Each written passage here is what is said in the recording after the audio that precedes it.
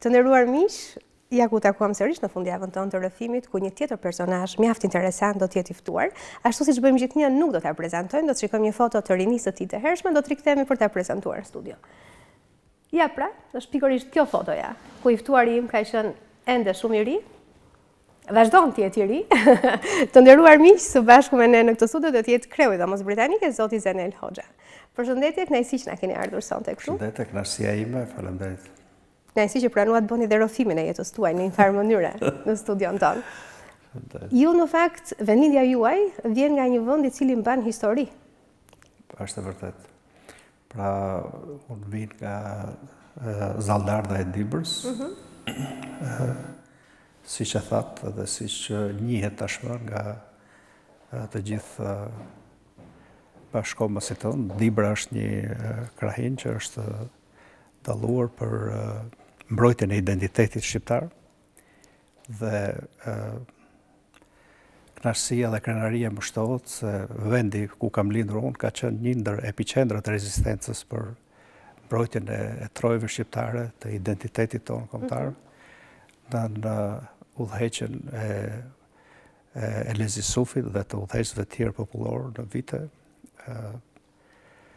Historia tregon që roli i tyre ka qenë i një rëndësie të jashtëzakonshme në kontekstin kombëtar. Siç dihet, Shqipëria u coptua në vitin 1913 dhe kufit e saj lëvizën, u zhvendosën me synim të mrrinin në Durrës, por mund të them që Dibranët dhe duke filluar me reqe dardhë pra të krahinës tonë në udhëheqjen e Lezi Sufit dhe të liderëve të tjerë nga Luma e zonat tjera të Dibrës bënd të mundur që t'i gozhdojnë ata dhe të paktën të mbajnë trojet tona brenda Shqipërisë që ne gëzojmë sot, por përsëri siç dihet është vazhdon të jetë e coptuar sepse një pjesë e madhe e saj dhe Dibra vetë është e ndarë. Një pjesë e mbetur jashtë. Por synimi ishte që të merresh e gjitha dhe mundësisht edhe tërë Shqipëria, po të ishte e mundur, por Dibranët thash kanë peshën e vet, rolin e tyre për këtë që ne gëzojmë sot dhe kjo më jep një kënaqësi sepse që në momentet kur unë kam qenë koshient pra për të kuptuar jetën në odën tonë, pra se ne si familje trashëgojmë odën tradicionale ku vinë mysafir, miq të familjes vinin dhe bisedonin, ku vendonin me njëri tjetrën, jo vetëm për gjërat e ditës dhe të ardhme, por dhe për historinë. Dhe aty unë për herë të parë kam dëgjuar për rezistencën e krahinës time dhe posaçërisht të zonës ku kam lindur unë dhe të Dibrës në përgjithësi. Por kënaqësia më shtohet se gjyshi im ka qenë dhe bashkëpjesëmarrës në këtë qendres për ka qenë bashkëluftëtar pra. Po. Në vitet 20 kur ishte sigurisht.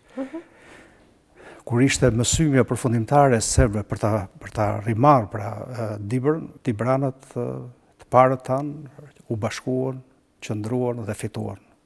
Dhe thash jam krenar se gjyshi im ishte njëri prej tyre. Ju thatë edhe pak më parë, kur mblidheshin burrat në odat, ju dëgjonit histori. Absolut. Ju është ngulitur diçka në mendje, çfarë thuhej, zakonet, traditat? Nëse për mua Oda ka qenë universiteti i parë imi, pra, dhe ka qenë fat për mua që kjo shkollë pra nisi herët, që thash që në momentin kur unë kam kuptuar jetën, kam patur privilegjin e madh të jetoj me gjyshin tim deri në moshën 7 vjeç dhe ai nuk më ndante nga vetja e tij. Isha dhe djali vetëm, deri gati në moshën 9 vjeç kam qenë vetëm unë si djali i shtëpisë. Kështu që në Dibër ka një peshë shumë të madhe djali i parë, pra trashëgimtari i parë, mbas dhe ai pra kisha thash privilegjin që të jem pranë tij dhe të dëgjoj si thuash atë bisedën kryesore për atë odës. Fatlumësisht kam qenë dhe një fëmijë i vëmendshëm, kështu që mbaj mend shumë gjëra që janë diskutuar në odën tonë, por përsëri duhet të shtoj që gjyshi më merrte me vete edhe kur shkonte mysafir, pra i ftuar nga miqtë e tij, kështu që unë isha në krahun e tij vazhdimisht. Dhe megjithëse në odë nuk mund të futen fëmijë, kështu që kontakti i parë ishte pak, por gjyshi kishte autoritetin e vet dhe nuk mund ta diskutonte njëri. Por pastaj kur unë integrova... Kishte privilegjin pra, që ju tuleshit me burrat. Sigurisht e kam patur atë, por unë integrosha me njëherë në odë, sepse do qosha, do shërbeja më të moshurve, do të ofroja zjarrin për të ndezur cigaren, do t'i letësoja diçka pra që ata kishin nevojë, dhe kështu që në takimet e dyta e të treta, ata më kërkonin vetë pra. Si pjesë tashmë. Kërkonin vetë ku e ke djalin, i thonin gjyshit. E më vonë babait tim, pra kur gjyshi ndroi jetë. Dhe atje sigurisht tash kam dëgjuar për qëndresën e të parëve tanë, pra, dhe thash, si që thash Elezi Sufi, që tashmë është një hero kombëtar, dhe të burrave të tjerë që kanë dhënë jetën dhe burrave që kanë jetuar. Aty kam mësuar për traditat tona, për rregullat që duhet ketë njeriu në jetë, për të qenë model, pra, për të trashëguar vlerat më të mira të familjes dhe të krahinës, dhe pak të piknisje, pra, përmes odës, përmes familjes time tradicionale, sigurisht që nuk do të isha në këtë standard që mendoj që jam sot. Përveç bisedave historike që ju tregoni, gjyshi juaj ju tregonte, burrat e tjerë të mbledhur aty tregonin, ju kujtohet bëheshin biseda politike? Bëhesh. Kemi të bëjmë me vite shumë vështira, përafërsisht vitet 70, kur ju keni qenë pak sa i rritur që mund të kuptonit. Bëheshin dhe gjyshi im kontestonte vazhdimisht fjalën marksizëm, me fjalë, sepse aty në odën tonë, pra, ka një gjë të veçantë Dibra, dhe po flas në rastin tonë, pra të odës tonë, që në odë mysafiri nuk mund vijë seleksionuar, pra mund të trokas kushdo, pra mund të jetë edhe një udhëtar që ka nevojë, ka zënë nata ose përveç miqve. Kështu që thash dera ishte e hapur dhe vazhdon të mbetet, pra fatlumësisht përmes nesh.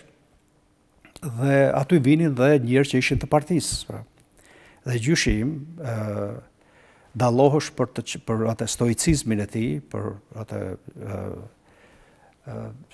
qëndrimin e prerë të gjërave, dhe thotë që ju nuk keni gjë në tërësi me këtë marksizëm. E kishte kurajon? Po sigurisht. I tha që marksizëm në të thatë nuk ka, pra fjalë dhe ne nuk po shohim ekonomi, thotë. Dhe me sa shohun, thotë, do vi koha shumë shpejt që unë këtë filxhanin që pi me kafe sot, nesër ju nuk do t'jeni në gjendje ta mbushni me fasule.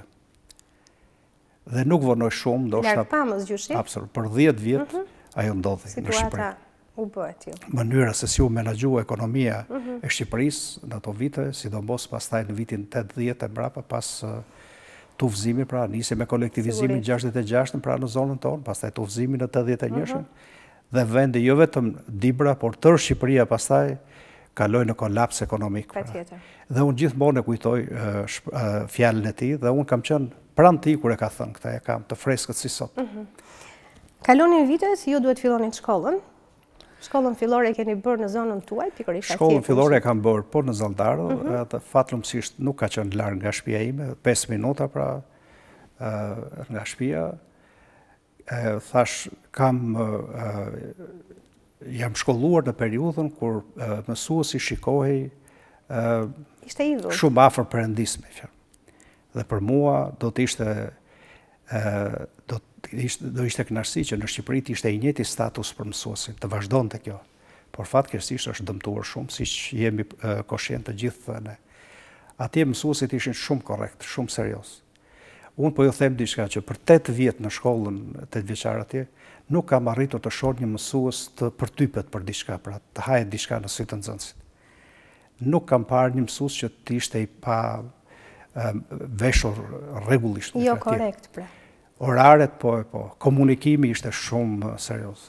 Kam pas fatin se drejtori i shkollës ka qenë një burr shumë i ditur, jeton akoma ai, është mbi 90 vjeç, ky Sender Vishi, një njeri që e trajtonte shkollën si shtëpinë e tij. Na trajtonte neve si fëmijët e tij. Na ndihmonte dhe ishte vizionar në shkollën tonë, si në asnjë vend tjetër. Ndodhi ajo që tashmë u përstrit para disa javësh nga kryetari i Bashkisë Tiranës, pra dreka në shkollat 8 vjeçare. Drejtori ynë, pra mësues Hysen Dervishi, arriti të bashkëpunojë me kooperativën bujqësore, ku ne kontribonim si nxënës, pra në periudhën e korrjeve, të shirjeve, të gjërave, pra kur kishte bujqësia nevojë, dhe ai thoshte që Ne nuk kërkojmë para, sepse ashtu ishte koha, por të paktën ju duhet na garantoni një pjatë gjellë për fëmijët në drek, me qëllim që t'i mbajmë këtu 2 orë pas mësimit, po që të bëjnë detyrat. Unë mund të them këtë që po të mos ishte realizuar një gjë e tillë, unë nuk do të kisha ato rezultate që pata kur mbarova shkollën 8 vjeçare. Kështu që për këtë jam mirënjohës gjithë jetën drejtor mësues i Senit edhe të gjithë stafit të mësuesve të asaj kohe, por dhe të gjithë ata që e mbështetën edhe. Dhe unë mendoj që iniciativa që mori kryetari i Bashkisë Tiranës duhet të jemi shumë korrekt për atë që ndodhi dhe ta vlerësojmë, është një gjë shumë e mirë dhe do të dëshiroja që kjo të shtrihesh në tërë Shqipërinë. Në të gjithë vendin, vërtet do ishte shumë mirë. Pra ishte një atmosferë shumë e këndshme, pavarësisht se thash Zaldarda ka një bukuri të jashtëzakonshme, kalon lumi drin përmes saj. Peizazhi i Zaldarës është mund e vën atë në një si thua në një radhë me fshatrat më të bukur, jo vetëm Shqipërisë, por edhe më gjuhë. Atmosfera pra njerëzit janë shumë të dashur, njerëzit komunikojnë, njohin njëri tjetrin. Në një territor të caktuar nuk është i vogël, nuk lejohen martesat, pra për shkak se lidhjet janë shumë të ngushta tradicionale. Historikisht ne mund burojmë pothuajse nga një familje, pra mund po t'i kthehemi historisë. T'i kthehemi historisë pra qindra vjeçare. Ne si familje dim që ekzistojmë në atë zonë për gati 600 vjetësh. Pra ne kemi edhe një simbol të familjes që nga betejë e Fushë Kosovës. Kjo nuk është bërë publike deri tani, por mendoj që ka ardhur koha të bëhet një gjë e tillë dhe të bashkëpunohet edhe me institucionet historike të vendit tonë, dhe ku unë jam gati të bashkëpunoj për t'i ofruar, për ta parë ata, se ndoshta ose për ta ekspozuar në kohë të caktuar, sepse është simboli i familjes tonë dhe nuk jepet. Kam fatin si fëmija i madh që trashëgoj pra i këtij brezi, ta kem unë në shtëpi. Dhe ai është një simbol që na ka, si thua, shpirtërisht gdhendur në shpirtin dhe në mendjen tonë atë që ne i themi dashuria për adeun, për vendin tonë gjatë gjithë kësaj periudhe historike. Duke pasur parasysh se vitet kur ju keni bërë shkollën kanë qenë vitet vështira, siç e tham pak më parë, shumë vitet vështira ekonomikisht, ndoshta djemtë e parë të familjeve duhet merrnin përgjegjësi më të mëdha, të mbanin familjet. Ju ka thënë ndonjëherë nëna ose baba juaj që duhet ta lini shkollën? Po sigurisht ka patur momente, sepse thash, unë vi nga një familje e madhe, pra, ne jemi 11 motra e vëllezër. Babai im ishte një njeri shumë punëtor, mund të them që bënte 3 punë në 24 orë, flinte shumë pak. Ai zakonisht furnizonte 7 deri në 13 dyqane të zonës me materiale me produkte që konsumoheshin nga populli në ato kohë, ato lloj produkte që ishin, por nuk mjaftonte ajo. Kështu që ai do bënte edhe punë të tjera që lidheshin me kooperativën, pra. Nga ana tjetër ne kishim dhe një një ngastër toke që lejohesh atëherë, dhe ai e shfrytëzonte në mënyrë shumë intensive atë, pra mbjellte 2 herë. Bënte të gjitha përpjekjet dhe mund të them që shtëpia jonë, kjo dihet nga gjithë, nuk ka provuar kështu varfëri për sa i përket të ushqyrit. Përkundrazi, siç thash, mbajtja e derës hapur presupozon që ti ke dhe ushqim për të ofruar mysafirit e jo vetëm fëmijëve. Kështu që babai im ja doli dhe për këtë jam shumë mirënjohës. Dhe sigurisht që kam mësuar shumë prej tij se si mund të menaxhohet familja edhe në kushte të vështira që t'ja dalësh. Dhe ai mund të them që ja doli. Tek ju si fëmijë, ndikimi më i madh ishte i nënës apo i babait? Nëna ishte shtëpia. Në atë kohë gratë më shumë të rinin në shtëpi dhe rrisnin fëmijët e tyre. Ishte më i madh ndikimi i nënës apo i babait? Tradicionalisht, por edhe me merit, babai ka patur gjithmonë rolin udhëheqës në familje dhe më gjerë, pra. Pra ka qenë parë si figurë jo vetëm për shtëpinë time, por edhe ashtu si gjyshi im që ishte figurë për tërë fisin edhe më gjerë. Dhe për shembull gjatë luftrave ka ndodhur që kanë vdekur për shembull të rinjtë e familjeve dhe gjyshim ka strehuar, ka mbajtur fëmijët e atyre që u vranë gjatë luftrave me serbë. Ky fatlumësisht jetoi dhe ishte fati dhe për gjithë familjet tjera që i mbështeti. Kështu që në këtë aspekt, pra, me merit, gjyshi im kishte një rol shumë të rëndësishëm në fisin e tij dhe më gjerë. Por dhe babai im me trashëgoi atë. Roli i tij ishte i pa kontestueshëm, pra. Ishte një prind autoritar, po megjithatë ishte shembullor. Ai më thoshte mua që nuk ke nevojë të shohësh majtas ose djathtas, por shiko, nëse e bëj unë një gjë të tillë, bëj edhe ti. Nëse nuk e bëj, nuk kam nevojë të them ti mos e bëj. Edhe sigurisht që ishte modeli më i mirë për mua për di. Pra ai nuk pinte duhan, nuk pinte alkool. Ai nuk humbte kohën kot, por punonte shumë. Të gjitha këto janë përpjekur që t'ja marr dhe e ndjem shumë krenar. Një psikolog dhe një sociolog i lindur, i cili fëmijët e tij nuk i mësonte ndoshta me fjalë, por me veprat e tij, me shembullin e tij. Ai më përcolli mua për kur u nisa për mbasi mbarova të vjeçarën, pra ishte në atë kohë që nxënësit e mirë, pra që shkëlqenin, merrshin të drejtë studimi, por për kushte që ishin, sepse thashë ne ishim shumë fëmijë, unë përfitova dhe të drejtën pra për studiuar dhe i mbështetur financiarisht nga shteti, kisha bursë po. Kështu që ai më përcolli deri në Peshkopi. Më kujtohet ishte 5 e mëngjesit e datës 29 gusht të 73 dhe më thotë, unë deri këtu kam mundësi të përcjell, tani këtu do t'ja marrësh vetë jetën tënde në dorë. Kështu që thotë, të uroj suksese dhe ke këto porosi nga unë, thotë. Po mësove, thotë, je i mirë se ardhur, por nuk mësove, thotë, emrin tim nuk e trashëgon dot, thotë. Pra ishte... I kujtoni ato momente kur u ndat nga babai në këtë formë? Ishte e vështirë. Ju priste përpara një rrugë ndoshta me shumë frikësie. Shumë e vështirë. Për mua më duket shumë. Por kisha një besim në vetvete. Më thoshte, mos u merr me llafe. Dhe më kujtohet, më këshilloi edhe diçka që se kisha dëgjuar një fjalë tjetër, thotë, të lutem mos luaj bigjoz. Unë nuk e dija këtë fjalë, më thonë, por kur vin në Tiranë pyes që çfarë është bigjozi? Dhe sigurisht që e mësova pastaj dhe sigurisht kur fjalët e babait që ndronin në vesh. Kështu që shiko punën tënde, mëso, vetëm puna është ajo që të nxjerr. Dhe ler punën të flas për ty, jo goja përpara punës. Kështu që të gjitha këto kanë qenë si thua ato themelet e asaj mbi të cilën ndërtova gjërat unë në jetë. Sigurisht vetmia larg familjes ka qenë e vështirë. Filloi një etapë e re në jetën tuaj. 6 muaj ka qenë shumë e vështirë për mua, por më vonë pastaj u ambientova. Shkolla ishte shumë e organizuar, pra unë kam studiuar në ish Politeknikumi 7 nëntori, që sot pra ish Harry Fulls, pastaj Politeknikumi 7 nëntori. Që është sërish Harry Fulls. Sot është Harry Fulls. Dhe pasi kam dalë jashtë Shqipërisë, pra pas viteve 90, kam konstatuar që Politeknikumi ndoshta ishte shkolla më organizuar dhe në Europë.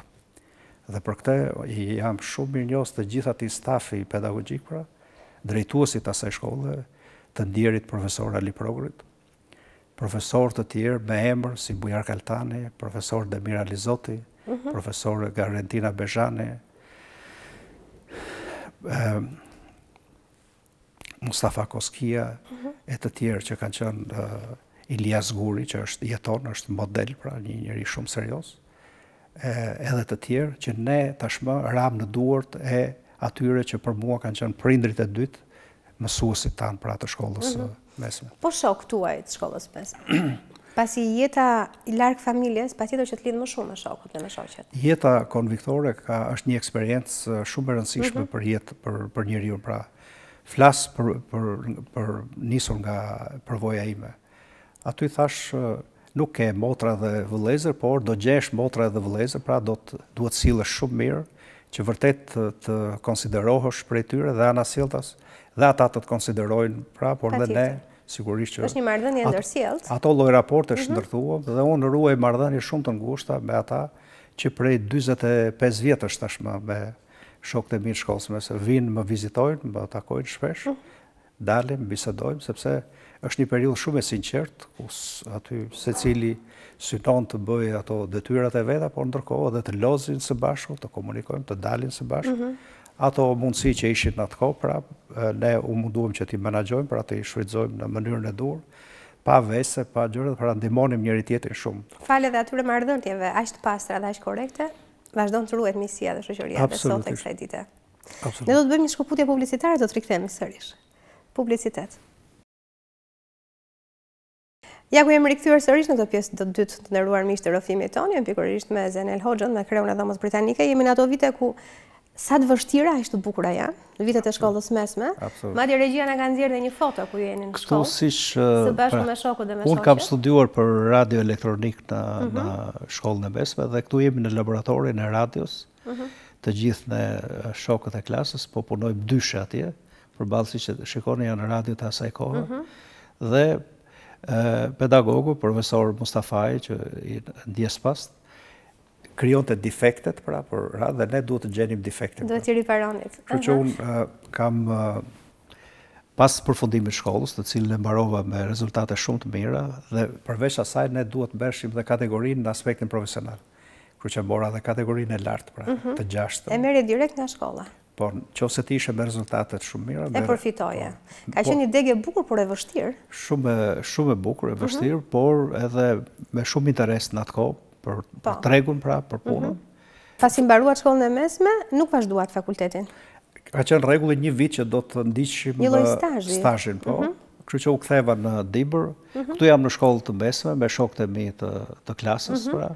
Është Shaqo aty, është Plumbi, është Besniku me kitare, është Selmani, është Omeri nga Lusha, është Ramizi nga Dibër, ndërsa unë jam këtu përpara, siç e përveç se mësonit dhe ishte nxënës shumë të mirë, gjenit kohën edhe t'i binit kitarës dhe të këndonit me shokët. Të bëni edhe ndonjë prapësi ndoshta?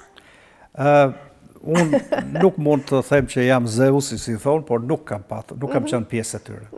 Kështu që shikoja mësimet. Sepse ndonjëherë nxënësve u pëlqen të vënë mësuesin në lojë, ndoshta ata. Ajo s'ka ndodhur kurrë. Mësuesi ishte zoti për mua.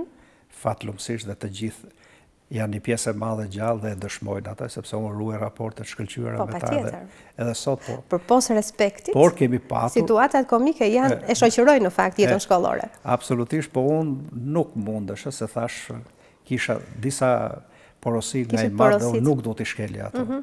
Respekti është numri 1 në kodin ton familjar. Patjetër. Respekti për të gjithë njerëzit, pa dallim.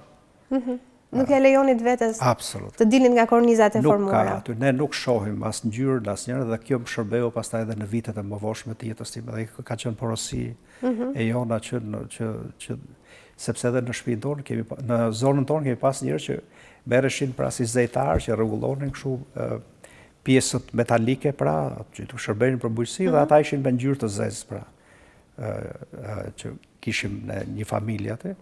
Po ishte sikur me qenë pjesë e shtëpisë tonë, pra. Në këto raporte trajtohen me të njëjtin respekt. Absolutisht, kështu që këte pa bërë një lloj dallimi. Përsëri ka qenë një vlerë e jashtëzakonshme. Këtu kemi bërë dhe zbore e tjera. Zboret që bëhen në shkollën e mesme. Këtu jam në vitin e 4 të shkollës mesme. Po, në zbor, gjë që unë kam pas më i natë se çdo gjë në jetën time. Pse i kishit i natë? Nuk, sepse më dukej gjë kot dhe koha vërtetoi që ishte kot. Me pushk druri që do bëjë. Ka qenë një nonsens. Sa që unë nuk e pëlqej dhe të them drejt dhe të përpiqesha që t'i shmangesha sa më shumë dhe të shfrytëzoja kohën të mësoja të pak. Edhe ka patur, thash, edhe gjëra që nuk kishte sepse ishte diçka politike, por shkolla krijoi bazën e vet të stërvitjes ushtarake e merat që ishte model për gjithë Shqipërinë, sepse i kishte kapacitetet, por për mua nuk ishte ajo. Megjithatë ja dolëm të paktën sepse ishte pjesë e kurrikulës. Kështu që e kam marrë 10 dhe ushtarake, sepse nga ana teorike isha shumë mirë. Nuk mund do të nga ana praktike isha në gjendje të zbërtheja armët, por në stërvitje këto si kisha qef fare. Tham që e mbaruam shkollën e mesme, jemi tashmë tek stazhi. Po mbaruam, shkoj në Dibër dhe ata shohëm në Telekomin e Peshkopis. Ata s'kishin punë për zanatin tim, pra për radion ose për televizion, kështu që më dërguan në Telekom, Alp Telekom. Edhe ose posta shqiptare, pra, drejtoria post telekomunikacionit. As aty s'kishte punë dhe më dërguan të ndërtoj një linjë midis dy zonës time dhe të Reqit, si thonë 10 kilometrë. Kështu që puna ime e parë ka qenë të hapja gropa dhe të ngulja shtylla, një muaj e ca. Që s'kishte lidhje fare me shkollimin tuaj. Dhe sigurisht që u mërzita. I them babait tim, thot, kështu, thot. Kujto që mora 1328 lek për 15 ditë. Dhe më duke shumë qesharake, kur ja dorëzoj babait tim, thot, to janë 1 miliard për mua, thot. Se më në fund djali u rrit, thot, edhe. Po i them u këto s'mjaftojnë, si janë, thot. Ti ke investuar, thot, ke mësuar, thot, prit. Kështu që ti mos o thyej, thoshte. Do ke gjithmonë gjërat mira për ty, mjafton vetëm qëndro. Puno aty ku je. Shkoj në një takim në Peshkopi tek drejtoresha e postës, e nderuara zonja Herie Likash, një zonjë e nderuar, dhe shiko, po ky djali i bukur, thot.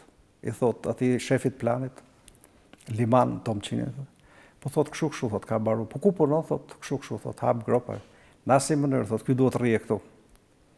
Po i them, unë nuk rri dot këtu sepse duhet s'kam ku të flej këtu në Peshkopi. Dhe s'më mjafton, thash, rroga që t'jetojnë për shkopin.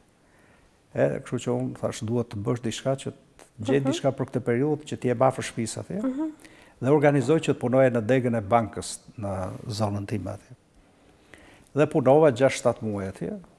Ishte një eksperiencë që më shërbeu të rjetë. U gjendët mirë atje, ju pëlqeu? Ajo që ishte e këndshme ishte që u shërbeja njerëzve, sepse shpërndaja edhe pensionet përveç tjerash, që bëja arktimet për gjithë volumin e tregtisë, pra dyqanave që i mblidhnim dhe pastaj do t'i dorëzoja në bankën qendrore në Peshkopi, po shpërndaja edhe pensionet. Dhe të them drejtën, ata pan diçka të re, një shërbim krejt të ri me fjalë, sepse ai që ishte përpara meje, fatkeqësisht një zonë që u smur, po ishte shumë e pasjellshme me ta, me thënë drejt. Erdhi një frymë e re. Po, kështu që unë gjëja e parë që bëra, pastrova, sistemova zyrën, hapa dyrë, dritarët, dhe i them unë atyre që sa ti e mund këtu, ju nuk do merrni parat nga dritare, por nga dera, i thash, që ishte gjë e re. Rregullova ambientin, stolin, gjitha uleshin, pyetshim njëri tjetrin, si jeni, si shkoni, dhe pastaj ja epsha me kënaqësi. Dhe e bukur është që nuk ikte asnjë pa më dhënë mua 10 lekë, tip kështu, çai thon bër. Bakshish. Po unë zihesha me ta, i thosha nuk është. Thonë nuk i marrim lekë fare. Ishte kënaqësi e tyre kur të lini. Se nuk na ka ndodhur që të shërbehemi në këtë. Kështu që shkonin, takonin tim mat, thoshte ku ke qenë, thotë, si ka mundësi që pra një vlerësim jashtëzakonshëm, që edhe sot e kësaj dite ndihem mirë, sepse reflektoi edukata që kishte thënë prindrit. Po sigurisht. Më ndihmoi shumë sepse më bëri të njohur në të gjithë krahinën, reqe dardhme. Kjo ka qenë një shans shumë. Kështu që kudo pastaj kam pas suportin kur lvizsha, gjithë me respekt. Tashmë kishte dalë nami. Pastaj erdhën më bën kontrollin tek banka, sepse ishte njëri që spiononte që shiko se s'po punon mirë Zeneli më radh, dhe më thonë në orë 6 mëngjesit vjet drejtori vet i bankës dhe më njoftojnë në shtëpi ka ardhur drejtori i bankës. Po i them mos ka ardhur ora akoma për të hapur zyrën. Kështu që shkoj në 7:05, jo me vrap kështu si servil, sepse unë e dija se punën e kam bërë. Ishte në rregull? Sepse bëja bilancin ditor, çdo gjë ishte në rregull. Shkoj unë.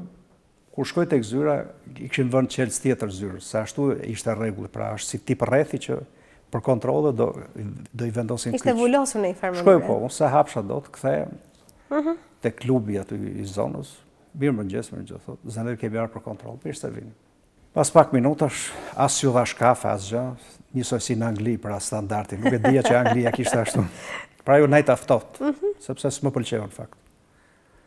Nëse me buzëqeshje drejtori thotë do shkojmë. Po, i thash. Na Chelsea thash shkoni kontrolloni. Jo thotë duhet të jesh detyr. Jo, i thash. A ka ardhur për kontroll, thash shko.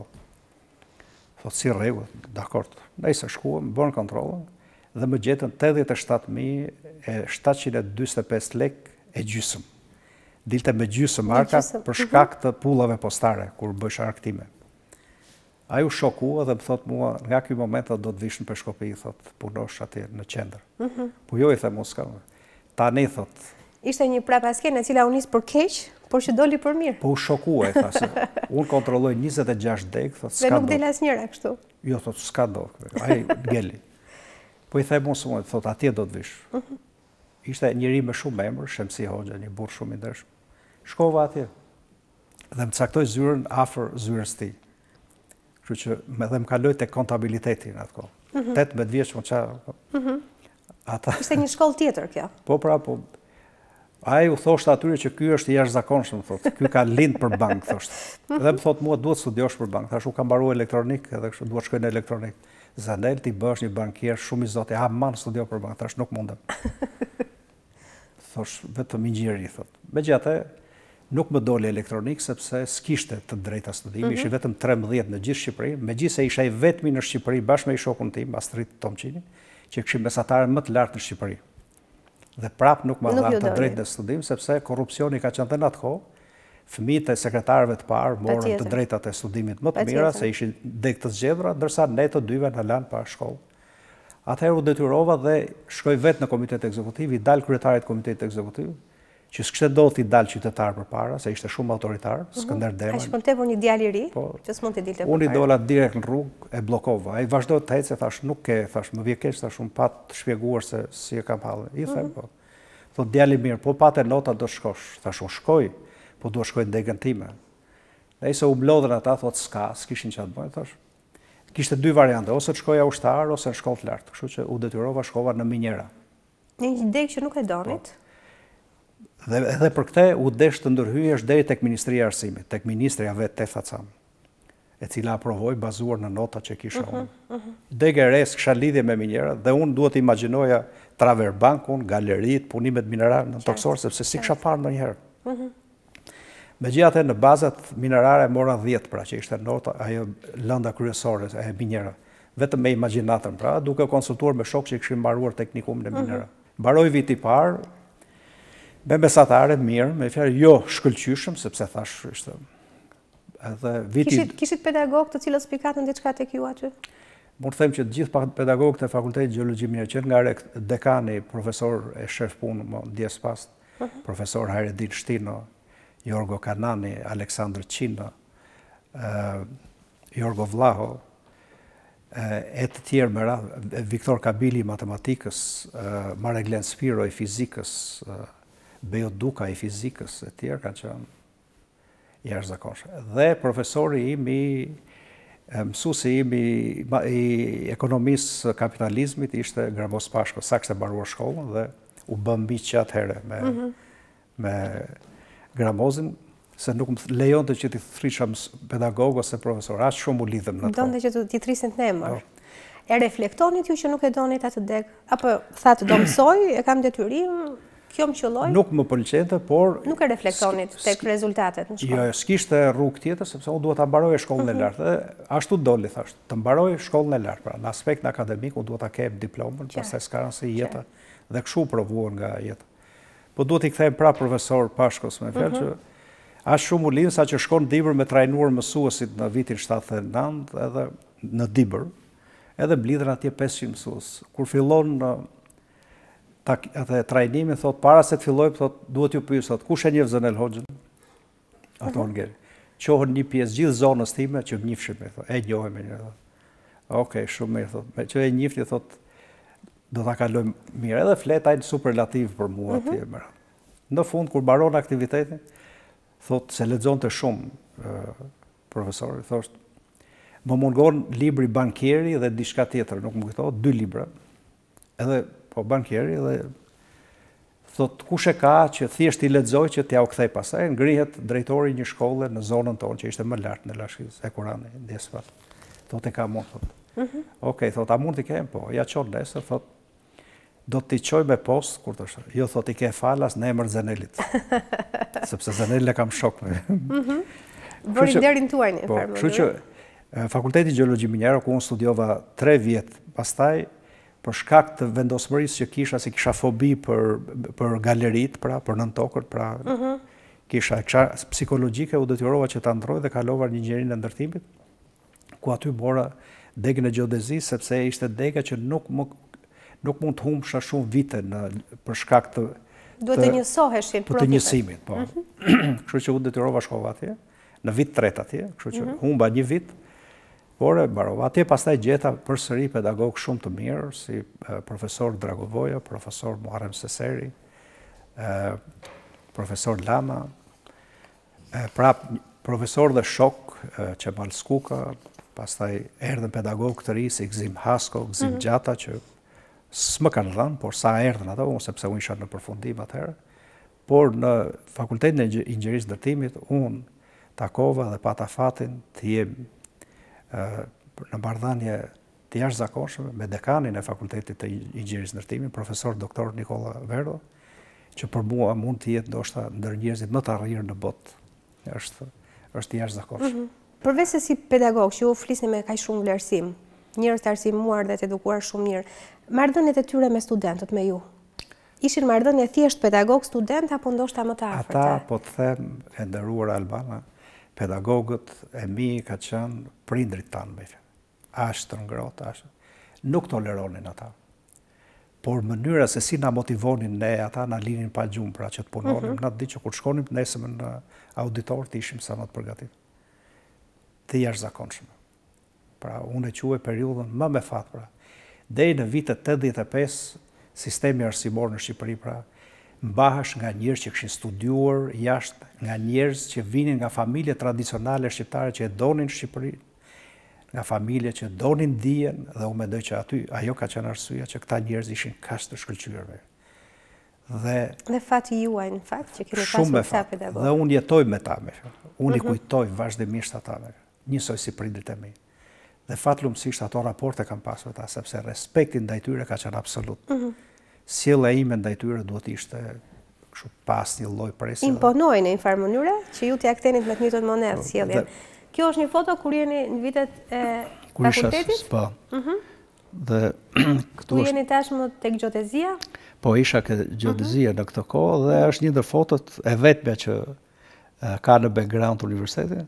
Mos flasim që godina ose korpusi qendror i universitetit është një godinë gjigande, pra, është mund të them që në Ballkan për mua ose më gjerë është me shumë ka shumë status, pra, ka një grandioze, si mund të themi.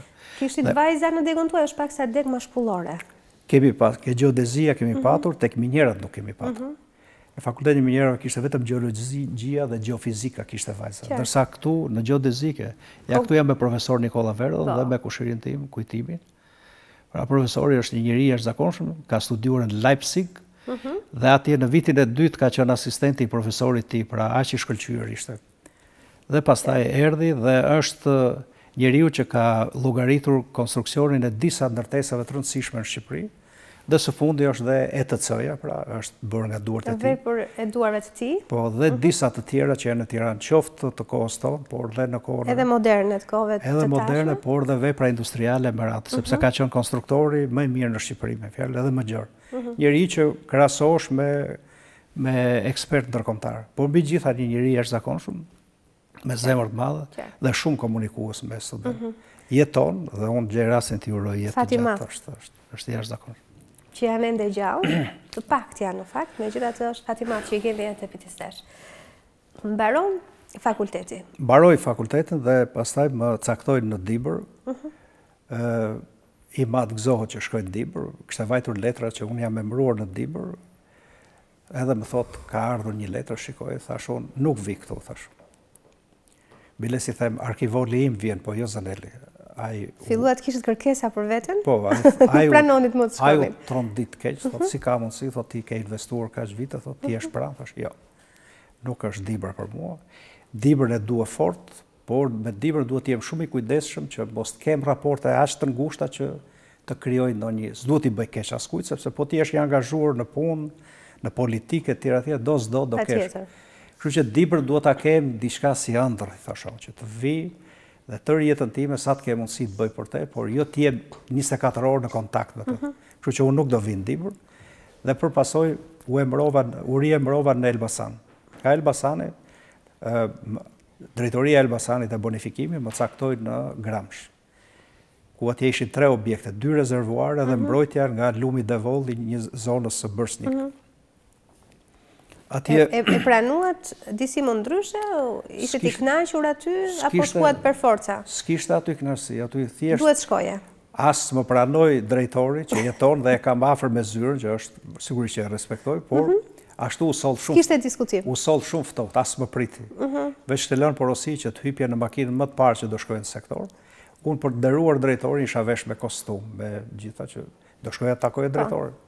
Ashtu si që isha me kostum dhe me çantën tjetër të rrobës, më dhanë shansa as ndrosha. Unë nisë direkt. Unë nishta në një gaz 51, pak i mbuluar dhe pjesa tjetër ishin sa pjesë ndrimi për mjetet e rënda atje, eskavatore, buldozera që do shkojnë atje.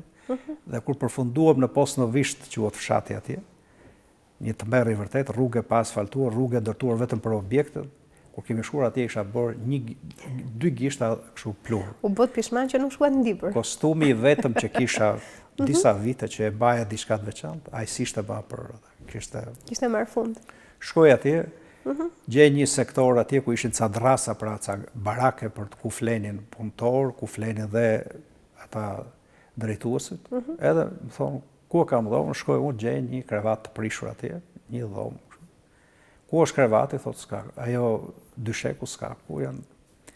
Shkoj, ku beren tek magazina, gjej gjezarin aty, magazinjeri, po pinda i cigare dhe po më shikon të e këshu mërë. Thashu ke, ashtu po thot ka nëse sillesh mirë, më thot muaj. Këshu mërë. Çfarë nuk kupton të sjellja e mirë? Jo, nuk mund të them që s'bësh fjalë për korrupsionin, se s'kishim që atje pse ne ishim, po thjesht në kuptimin që e kishte si shprehje. Megjithatë u tregu shumë i sjellshëm, më dha dyshek të ri, më dha qarqaf të ri e më radh, por thash tani u duhet lahem, se nuk shtrihem pa u larë, thot s'ka ujë këtu as për të pirë. Po si do bëj, thot shtriu. Po i thash unë e kam pamundur. Tha do të ndihmoj sonte, tha po si do ndihmosh, thot. Thirri 2 punëtorë, edhe i lutet atyre dhe shkojnë se ishte gati 1 kilometër larg ujë. Morën 2 gjyma ujë, po i sollën dhe unë ishte korrik, kështu që u lava me ujë të ftohtë, edhe u shtriva. U qova mëngjes, shkoj në tek menca, ku shoh triliona miza në kuzhinë atje, e në men. Edhe dole jashtë i dëshpëruar, edhe thash unë sa do të këtu me fjalë, në kuptimin paktën. Ajo zonja që shërbente, se ishte një grua që edhe punonte me të shoqen aty, që ishte për kuzhinën, e kupton edhe i thot dikujt, thot që i thuaj inxhinierit që të kthehet sepse do bëj diçka për te që nuk është. Dhe ai përgatit diçka që më thot që nuk është prekur nga asgjë, thot, kështu që dhe ca ditë që nejta unë aty, sepse pastaj më vonë lëviza tek sektori poshtë që ishte mbrojtja e lumë, ajo u kujdesua që sigurisht me mirënjohje ndaj saj dhe gjithë aty. Por përsëri unë s'mund bëjsha dallimin nga tjerë. Nuk po ambientohesh i dot në fakt. Kështu që lëviza poshtë me ndërhyrjen e kryetarit të këshillit të zonës aty të Xhanit, Ramazan Mirtezani e quhen atë, më sistemuan në shkollë një dhomë aty dhe kujdesosha, kisha afër dhe objektin edhe rrija aty. S'kishte në fal as tualet, as ujë, as gjë, po të paktën kisha thjesht një ambient ku rrija. Më ndryshe. Kështu që shkoja mbushja ujë aty afër, po më vonë më ndihmoi një që jetonte pranë nesh aty në fshat, që dërgonte dikë dhe ma sillte një gjym ujë çdo ditë. U rregullova furnellën, gjërat, krevatin, në një farë mënyre. Ndërkohë, teksa jetoni dhe punonit në këto kushte, mendonit me veten tuaj që do ndryshonte gjendja, do ikni, do largoheshit prej aty, apo mendonit që nuk ka shpresë, do të merreshit aty? Ajo ishte 24 orë mendjen time. Por me një kushtoj që u do të bëj më të mirën këtu, edhe, po më kujtohet kur bëra takimi me punëtorë, që ishin 100 e saj, them, kur i shoh ishin të gjithë të persekutuar, të gjithë. Kishin qenë në burgje politike, kishin qenë familjet e tyre e me radhë. Njëri prej tyre për shembull ishte 9 muaj, kishte lindur kur ishin pushkatuar tjatin. Ishte mekaniku më brillant që kishte gjithë bonifikimi i Elbasanit. Dhe unë kur shkoja të hënën, si rregull shkoja në Elbasan dhe shkoja takoja gjithë personelin të shërbimit, pra, të gjithë mekanikët, të qajshat. Nuk takoja asnjë nga kolegët e mi, as drejtora ato, si shifsha me sy fare. Se kishin një farë kështu indiferencë ndaj meje, nga që isha dhe i huaj, me që të më afronin, më banin shumë larg. Dhe këta se harroj sigurisht. Janë sjell shumë keq. Kështu që ngrohtësinë e gjeja tek këta, pikërisht tek këta njerëz. Tek mekanikët e këta që më deshën shumë. Ishte një lloj frike të qëndroje me ta? Ishin përsekutuar. Nuk pyetja me, përderisa punoja, unë punoja me ta. Kështu që nuk është. Ej përqafoja ndaj këtij dhe ata më deshën shumë dhe më ndihmuan shumë. Më kujtohet kur shkoj në sektor për herë të parë, gjithë makineria ishte çmontuar e shpartalluar, të gjithë mjetet ishin të kohës Stalinit. Themu si bëhet kjo? I them atyre. Varet nga ti inxhinier. Po pse varet nga thotë? Si do na trajtosh ti ne? Si do ju trajtoj unë, thash? Unë si vëllezërit e mi, thash, do ju trajtoj. Edhe s'kam asnjë. Çfarë tjetër nga ana ime, unë do ta bëj më të mirë, thash. Dhe ata kundërpërgjigjen djersën tuaj, thash, kur nuk do të lejoj që t'ju shkojë dëm. Këtë do ta keni nga. Sepse kishte abuzime edhe në atë kohë. Qartë. U hiqeshin ditët, u bëheshin, i mërzitshin e më radhë. Kam kaluar 11 muaj dhe kam mbaruar objektin, vend që të vazhdonte 3 vjet, e kam mbaruar për 11 muaj. Fal këtij bashkëpunimit me këta njerëz. Absolut. Vinin mekanikët nga Elbasani, si për makinave të rastit e tjera, me pajisjen për ta zëvendësuar, vetëm për hatrin tim me firmë. Dhe qëndronin atje 2 ditë, 3 ditë. Një privilegj që u bëja unë është që i mbaja 1 ditë ose 2 më shumë, që shkonin tek lumi, që gjuanin peshk, pasi kishin bërë riparimin, dhe ju shëndoja 2 ditë të shërbimit. Kaq ishte ajo që s'ishte asgjë. Megjithatë për ata ishte gjë e madhe. Sigurisht po unë aq kisha, po. Por edhe duhet të rrinin atje nga dishmëri, sepse mund të kishte defekt përsëri, kështu që duhesh një testim se kishte ndodhur. Por përsëri. E vënë re prorët tuaj, nga dishmërinë tuaj në punë, mënyrën se si i bënit gjëra, apo ndoshta me koshiencë e anashkalonin? Ata, ne arritëm që të bëjshim shkurtime të projektit, të modifikim të projektit, dhe u penalizova përse kurseva shumë në objekt aty. pra më gjobitën një rrogë, pse dole tepër ti me hekurin, me cimentor, me thëpë. Po tha shkoni verifikonit. Erdhën ekspertët, verifikuan projektin që ishte implementuar dhe ishte bërë një kursimin i arsyeshëm. Në fund ishte në të mirë të shtetit? Inxhinieri, po. Ata më penalizuan, më kujtohet si ta. Pra u penalizoha për punën e mirë. Pra kjo ishte ajo kohë. Megjithatë nuk u thyva. Pastaj më sollën me komandim në Institutin e Veprave UIC, qëndrova gati 2 vjet. Erdhët në Tiranë? Po. Pas 2 vjetësh drejtori i institutit, ata u zonë nuk donin që të më ashtu, sepse dhe kur shkonim me shërbime, që ishte një eksperiencë e re për mua, se do u thoje gjithë Shqipërinë, edhe atje shkonim ne në kohë rekord, mbaronim punimet në terren dhe ktheheshim për bërë punimet në zyrë. Pra sollëm një frym të re atje. Këtu jam tek familja e kushirës time, që ka qëndruar pranë meje si familja ime e dytë, me fëmijët e saj. Shpresa, Flamuri, Altini, Albano. Kështu që mbaruam me sukses, pastaj më kthyen përsëri në Elbasan dhe kam punuar në Corrik edhe në Labinot, prap 2 objekte mbrojtje nga lumi i Shkumbin. Për 8-9 muaj, pastaj u ktheva përfundimisht në Institutin e Veprave UIC, i cili më vonë u bashku me Institutin e Hidrocentraleve. Tashmë u qetësuat në një farë mënyrë, erdhët në Tiranë? Erdha në Tiranë, por isha pa shtëpi, pa gjë. Kështu që rrija në qytet studentëve. Atje më duke vetja sikur jam akoma student dhe kjo lloj shije ishte shumë. Këtu jam me 2 djemtë e mi të parë, me Adin edhe me Ariel, dhe një shokun tim, Sylla, Gërguri nga Kosova, në shtëpinë time këtu. Ndërkohë që vazhdoni të rrini ende qytet studenti? Rrija qytet studenti. Ju duke i vetja ende student? Po ende shumë, për një kisha kontaktet e mia atje, bëm dhe shok të ri, po dhe shumë shok të mi pedagogë që jetonin atje si Zev Brozi. Vazhdoni të ruanit marrëdhënies. Po, Eduard Selami e të tjerë, Angel Gishti e mëra. Filluan ato shqetësime që kishin studentët, pra ajo sigurisht që gjendja ishte mos flas pastaj se më thashun u thoya nëpër Shqipëri dhe shikoja një varfëri të tejskajshme. Më kujtohet kur merrnin punëtorë të zonës për të bërë punime në terren për projektin, pra për veprat UIC-e, punëtorët largoheshin, futeshin nëpër shkurrë dhe unë Kastile shkoj dhe them, "Ç'a bëni?" me fjalë. "Pse nuk jeni bujari?" thosha, "Bësha." "Po jo inxhinier," thotë. Na vjezor, thotë se ne ja kemi buk, mund t'ishte me krip, mund t'ishte me ndonjë turshi, me diçka që unë u është. Edhe unë ulesha, më kujtohet kam qenë në dushk të Gramshit, pra në Maja atje ku është në qenë. Ulem aty, thash unë, po kjo buk më pëlqen me ju, thash, se dhe unë, thash, njësoj si ju jam edhe ata u knaqen, pastaj më kujtohet. Ai gentlemani, pra zotëria ishte i madh në moshë babait tim që punonte me ne. Edhe filloi të hapet, pse rrin thash i mërzitur, thot, po ja, vajza ime është martuar pa pëlqimin tim me një djalë në Skapar, thot, edhe e kam ndarë për jetë vajzën, thot, pse ka ikur. Fillova unë nga dalë për 3 ditë, 4 ditë, 5 ditë, gati sa mbaruam shërbimin, se qëndruam mirë 7 ditë, sa që arrita që të shkohet të marrë vajzën. Aq shumë u lidhëm me te në kuptimin shpirtëror, sa që ai u ma gjep, sa që tha do bëj si të më thuash ti. Dhe ka që pra një kënaqësi e jashtëzakonshme. Kam eksperienca të ndryshme pra nga shërbime që kam bërë thash në të gjithë Shqipërinë, në të gjithë pra, që nga Dropulli, që nga deri në Puke, në Kuks, në Vllahan, në Hast. Ju ka njohur me shumë njerëz, me shumë zona të Shqipërisë? Po mbi gjitha me Shqipërinë. Dhe ju thoja shokëve të mi, tani u mbarova me Shqipërinë, thosha. Se kam qenë dhe pak kështu si supersticios, thash, tani do vi kohë që unë të thoj gjithë botën, thash. Se kishit parashikuar. Dhe ishte viti 89. Po me ish pedagogun tuaj Gramos Pashkon, vazhdoni ti marrit marrëdhëniet apo ishin shkëputur në një farë mënyrë sepse largësia? Ishim shkëputur, ai kishte ja këtu për shkak jemi me 12 dhjetor ditën e themelimit të Partisë Demokratike. Këtu, unë do doja të bëja një tjetër shkëputje publicitare për të rikthyer sërish. Publicitet.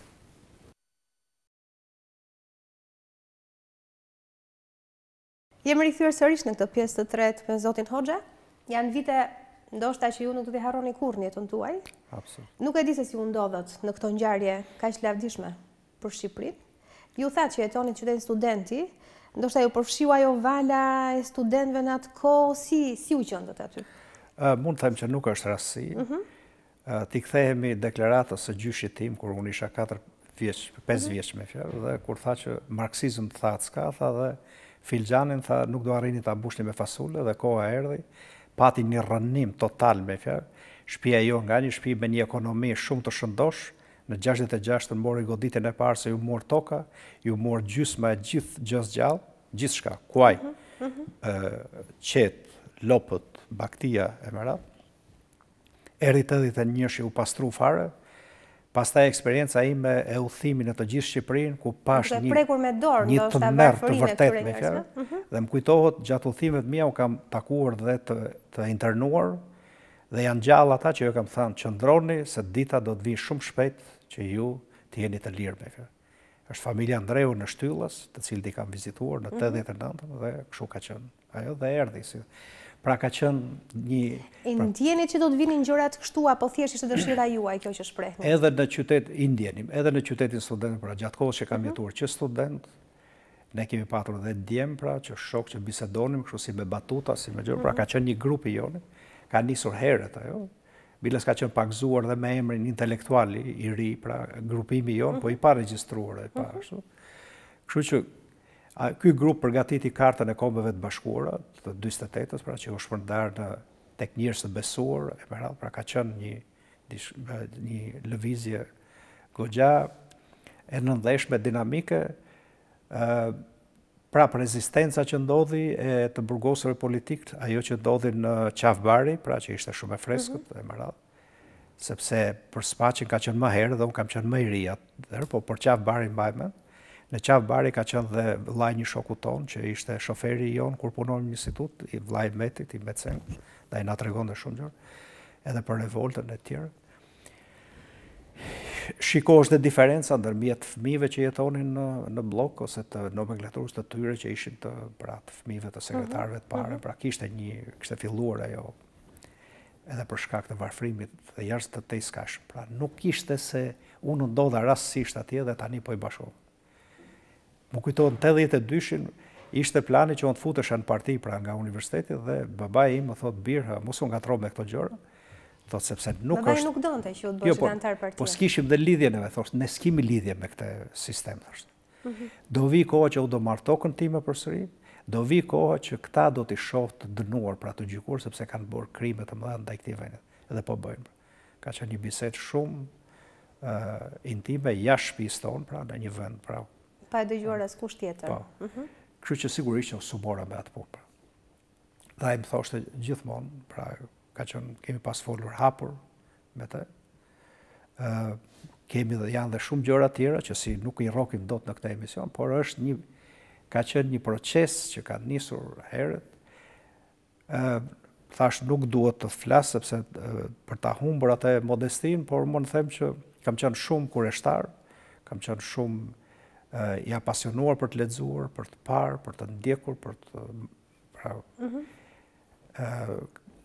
thash është rezultati një procesi të gjatë që për i ndërgjegjësimi shpirtëror, flas në aspektin tim. Fati tjetër ishte që unë banoja në qytet studentit dhe fatmirësia më e madhe është që kjo lëvizje shpërtheu nga studentët. Unë jam bashkuar aty se qëlloj atë natë vetet, nuk qesh aty unë në qytet studentëve, isha mysafir, ishte ditë e shtunë. Por të dielën në mëngjes unë, kur nisem për shkuar në qytet studentëve, nga biblioteka kombëtare, se thash shfrytëzoj kohën në bibliotekë, se aty kam nejt 12 vjet kemi banuar në bibliotekë, si thua. Kalonin dhe 8 orë të ditës atje duke lexuar, që ka qenë një mrekulli në atë kohë. Fatkeqësisht nuk është më ajo bibliotekë, dhe askush se bëri me atë, të paktën siç ishte, se ishte një mrekulli. Është për të ardhur keq. Dhe rreth orës 12 mbarova unë aty se mbyllesh dhe biblioteka në mesditë. Nisem lart kur shoh studentët kishin rrit poshtë. Atëherë pyes. Ndërkohë deri në orën 12 drekës që nuk dinit asgjë se ç'po ndodhte qytet studenti. Jo, ishte marrë vesh. Ishte marrë. Po ishte marrë vesh, po. Por thanë ndodhi dhe janë kthyer me fjalë, nuk kur në fakt ishte ndryshe. Studentët, ata që kishin nis natën, ishin shtuar dhe të tjerë dhe vazhdonin protestën në rrugën e Elbasanit, ambasada amerikane dhe ju afruan liceut. Tek liceu, unë futem tek rruga Budi shkurt që del nga ura e Elbasanit dhe del ka rruga Budi, që është Mustafa Leshi, si e ka emrin e rruga, ose më kujtohet. Aty pastaj takoj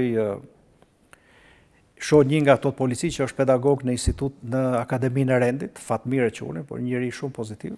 E pyes Fatmir, thash Djali i dajës tim punon, ishte student në Akademinë e Policisë dhe e kisha takuar përmes djalit dajës të Fatmirën.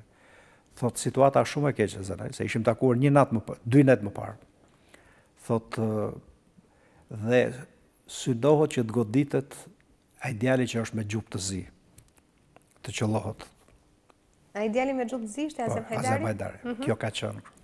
Atëherë unë isha me bicikletë dorë dhe e jap Besnikut, Besnik Canit, është një djalë nga zona ime, që është punon në prokurorinë e përgjithshme, djalë shumë i mirë. I them unë, na Besnik, çantën, na dhe bicikletën, shkruajta dhe një letër, thash, nëse s'dal unë, do t'ja japësh babait tim këtë letër. Edhe nisem, depërtoj atje, më ndihmoi shumë Fatmiri, se nuk lejonin, po Fatmiri nuk është, pra me qenë se isha me këte, ata se morën vesh, depërtova, shkoj direkte në front atje, kur shohu këta studentit ishin të lodhur, të dihadruar, me fjalë pa pirë ujë, pa gjë se ishin, dhe ishin.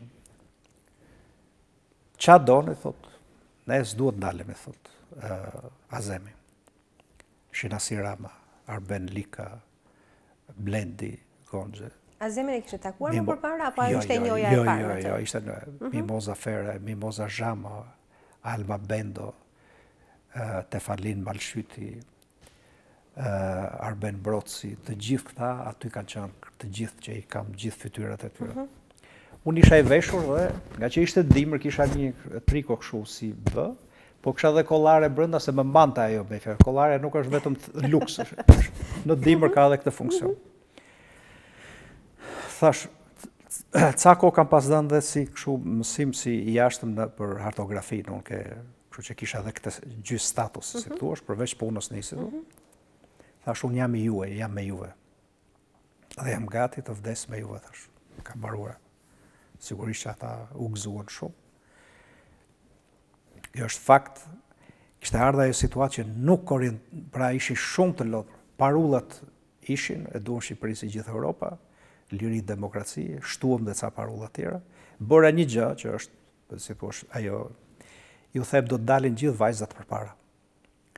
Me qëllim që policia të ndihesh ndryshe kur ka vajza përpara. Mos ketë mundësi të qelloj. Po.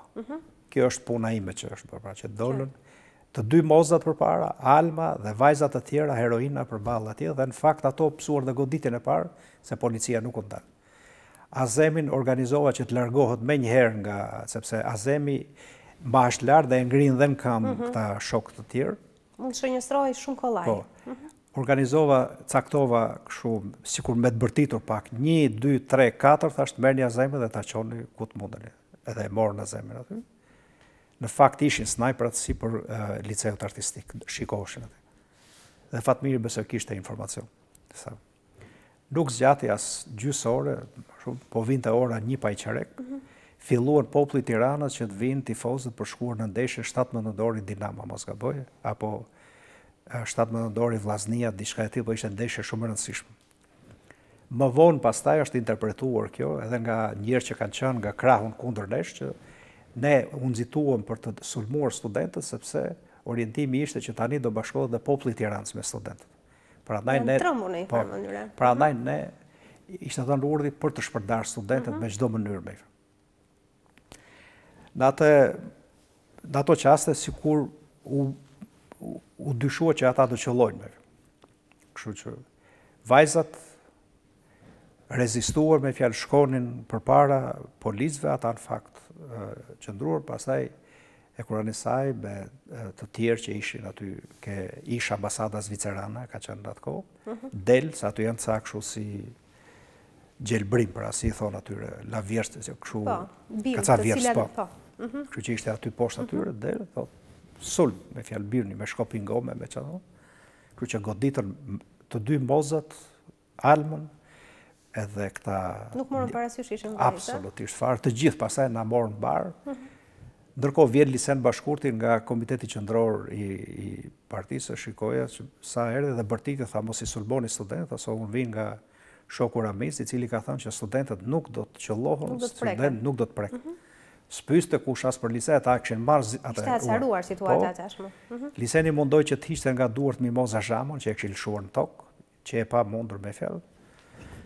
pastaj kishin lënë pa ndjenja një djalë të ri që ishte i teknologjikës, më vonë u mor vesh, pastaj 3 studentë tjerë u goditën dhe gjaku u shkonte kështu. Këto janë mbledhja e parë e Komisionit Nismëtar të PD-s, ke godina 15. Ku ishit dhe ju pjesë? Po, ja aty në cep. Azemin Kam, Grambozi, Preqi, Edmond Budina. Këtu duhet jetë Arbel Lika këy me kurriz.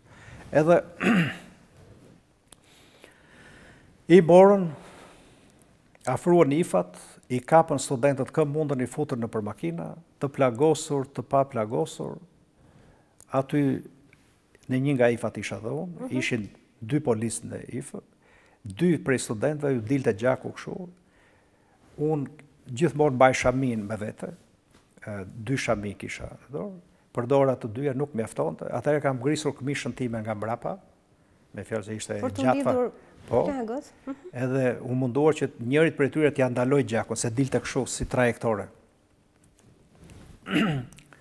Me mendimin që do shkojmë në spital, për shkak këtyre do përfundojmë gjithë ke spital. Se i ran Brylit, rrugës Bardhyl, po, kur ke farmacia 10 nuk borëm drejtimin për ke spital, vazhduam poshtë. Unë bërtit spitali se po vdesat, s'flisin ta polis farë. Direkt u pa që ne përfunduam në burgun e Tiranës. Ashtu në atë gjendje ata? Po, u hapën dyert, i zbritën të gjithë, këta që s'lvishin, dhe keqja ishte që njëri ishte me para infarkt, me fjalë. Ajo ishte më të mërshme. Ashtu ndyshe me, bërtas me të madhe unë.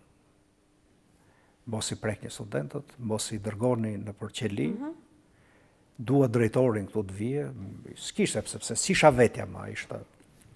Thotë së është drejtori, është sekretari i partisë, komisari i burgut, erdhi komisari, edhe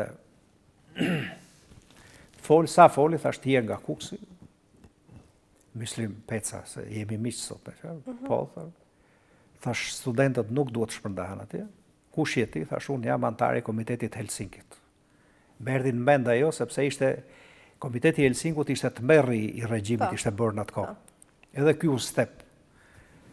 Thot, me qënë se ti e kështu, thot, atëherë, thot, ma afrohet, thot, po të kryoj mundësin të dalësh ti, të kujdesohesh për këta, thot, sepse nuk dihet se qa mund bëhet me ta, unë s'kam gjandor. Kjo është fakt. Këte ja kam thënë dhe Berishës më vonë, që për mua ishte një kontribues, sepse... Po pa tjetër. Dolëm, unë isha i gjakosur kështu, më rrinë qytet studentëve, takoj doktor Berishën ke godina 4, studentët ishin darë në 2 palë. Një palë e kishin rrethuar doktorin me Besnik Mustafan, të tjerët po shanin me çamun. Se Berisha pat keqe ndoshta ju thotë që nuk duhet të nxitoheni, duhet të shkoni në mësim, mos revoltoni, do të flitet dhe me Ramizalin që tha, ti tha qenë ke atyre, ata u sulën. E marr për krahut doktorin, thash mos u merr me student, thash se kemi një problem madhor. Qa është? Thash, kemi 31 student burgose dhe do t'i dërgoj në qafmoll, thash, të garantoj. Ky u step, thash, pra ndaj qa mund bëjmë, thash, se ti ke kontakte, për shkak profesionit e kështu, thot, hajde shkojmë në Komitet Qendror të Partisë. Thash, unë po rri këtu, sepse kisha goxha gjëra për bërë, para, thash, ishin studentët tjerë prapë të traumatizuar, por shko me Besnikun atje. Edhe u nisën me Besnikun, pastaj u bashkua dhe Kujtim Qashku, shkojnë te Komiteti i Partisë Tiranës, më vonë e bora vesh, se e tha vetë Berisha kur u kthye me fjalë të nesër. Por që është e vërteta, për 2 orë u liruan studentët. Dhe kjo ishte një gjë e rëndësishme. Por unë isha kështu, thash i gjakosur. Dhe pra jemi tek data 9. Data 10 pati një vakum, pra studentët ishin shumë të agjituar nga gjithë kjo ngarkesë, gjithë kjo stres, të pa ngrënë, të pa pirë, të pa trajtuar si njerëz me fjalë, edhe të lodhur psikologjikisht. Po dhe njerëzia ishte larg këtyre, pra në vend që të kishte nga gjithë qytetarë, gjithë ishin. Ishte një lloj hezitimi. Data 10 ka qenë një vakum që ka rrezikuar lëvizjen me fjalë. Saqë në darkë ata janë mbledhur dhe kanë vendosur që mos të merren më që ta trajtojnë këtë gjë politikisht. Dhe unë shkoj në mbrëmje, më thonë që janë mbledhur në godinën 15, vetë ata kishin rrethuar godinën dhe kishin vënë 3 skalione me roje studentët. Në një ledh ishte Lisen Bashkurti, Skënder Gjinushi dhe aro e Skënderit ishte aty tek ledhi sipër që shef atë. Ka qenë me Torina Qymyri aty. Nuk e lejonin këta të dy, në mënyrë absolute këta, s'kishin shans të hyjnë. Unë kaloj direkt, më thonë mu profesori erdhi, ata u hap skaloni parë, u hapi dyti, se ishte student që më banin men nga dita më parë edhe ato. Kur shkoj ke dera, fatlumësisht qëllon prap ke dera kryesore Godinës 15, dhe ata më njohën, u hap. Unë isha me Angel Gishtin edhe Dimitër Dokën edhe një djalë tjetër nga Laç, i bëm 4 vetë. Ndërkohë ju them edhe disa ish pedagogëve që të vinë me mua, ata hezituan, nuk po i përmend emrat e tyre. Të frikësuara ku do thanë s'kemi punë aty. Okej. Këta më ndoqën me shkuar. Kur hy brenda Azemi po flisem me ta, thot kështu pra, ne do të organizohemi, të krijojmë shoqatën tonë, thot se me këta s'është. Pedagogë s'po na mbështesin, s'po se ishte. Pra ishte ajo periudhë. Se dhe në komunikim studentët ishin pak të ashpër me fjalë. Për një fjalë ata merrshin kohë dhe të kthenin një përgjigje të parësyeshme. Kështu që dhe ishin lënduar një pjesë pra. Përfshirë ndoshta edhe doktor Berishën edhe të tjerë me radhë. Hy brenda unë, kjo është prapa ajo gënjeshtra e barës, si thonë, me erdhin mend se isha shumë i kthjellët fatlumësisht për gjërat. E ruajt të Jo, në çdo moment kam qenë dhe duke ditur se edhe duke imagjinuar se ç'a ndodh nesër pra, ka qenë shumë interesante. Thash unë vi në emër të gjithë pedagogëve të Universitetit të Tiranës dhe të gjithë institucioneve kërkimore shkencore të Tiranës. Kjo s'ishte e vërtetë me fjalë. Ama unë isha pjesë edhe e pedagogjisë, si thon, por dhe ke institutet, paktën në këtë kontekst isha okay. Thash ja ku i kam këta. Këta s'fliçin, këta Angeli, Dimitri, ai djali tjetër. Vërtet më thanë mua ato, po. Atëherë thot djema thot, ne do të vazhdojmë luftën tonë derisa ta arrëzojmë regjimin. Tashmë ne kemi mbështetje, ne të vazhdojmë. Lista për Keramiz Alia fillon me Zenel Hoxhën. Ngadalë thash lista do të hartohet me kujdes, thash se kemi shumë njerëz për të përfshirë në atë. Edhe filluam organizimin se ishte njoftuar që me datën 11 do bëhesh takimi në mbrëmje.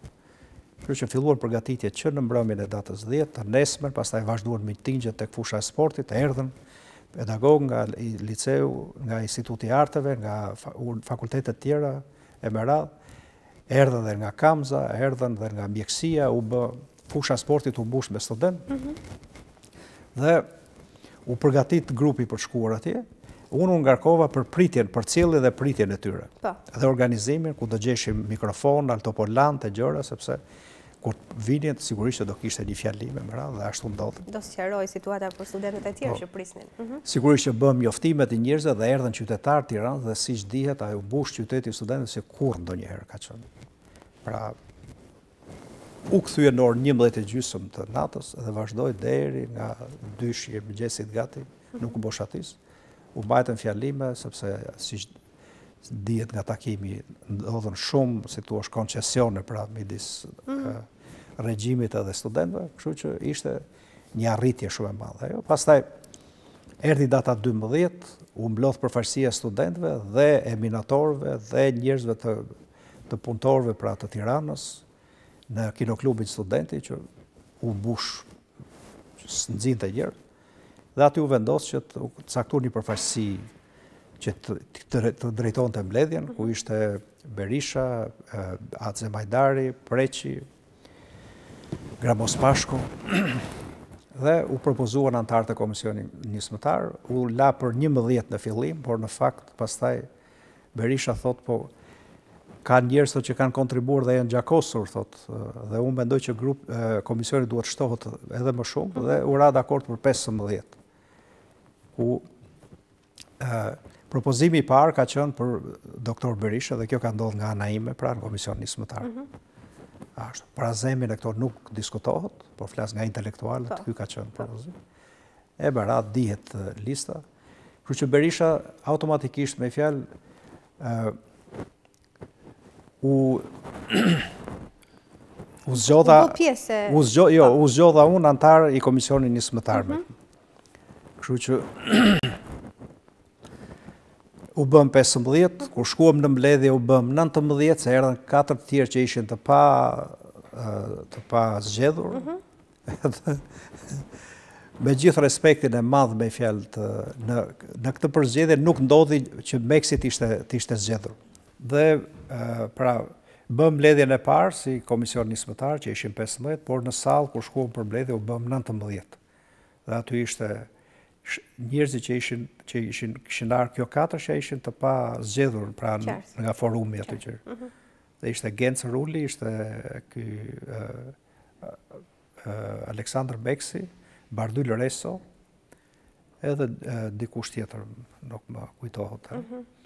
Kështu që u bëm 19 de facto aty. Pati një farë kundërshtie nga Shenasi Rama, që është një ndër promotorët pra krahas Azemajdarit, për cilin ruaj respekt i jashtëzakonshëm, jeton në Amerikë. Por megjithatë mbledhja vazhdoi, u caktuan seksionet përkatëse dhe mua më ngarku detyra për Tiranën, për organizimin e Tiranës. Dhe në rast se do kisha nevojë për mbështetje, mbështetësi i parë për mua për organizimin e Tiranës do ishte Sali Berisha. Krijuam degën e Tiranës që ishte vështirë sepse nuk afrohej se përsëri pati vakum. Kërkohesh lista për 300 veta që duhet të shkonte Ministri i Drejtësisë dhe na është marrë 3-4 ditë mezi e kemi plotësuar. Nuk dorin njerëzit në shkruanin, nuk e di. Ka qenë një lloj frike, ndoshta një lloj hezitimi.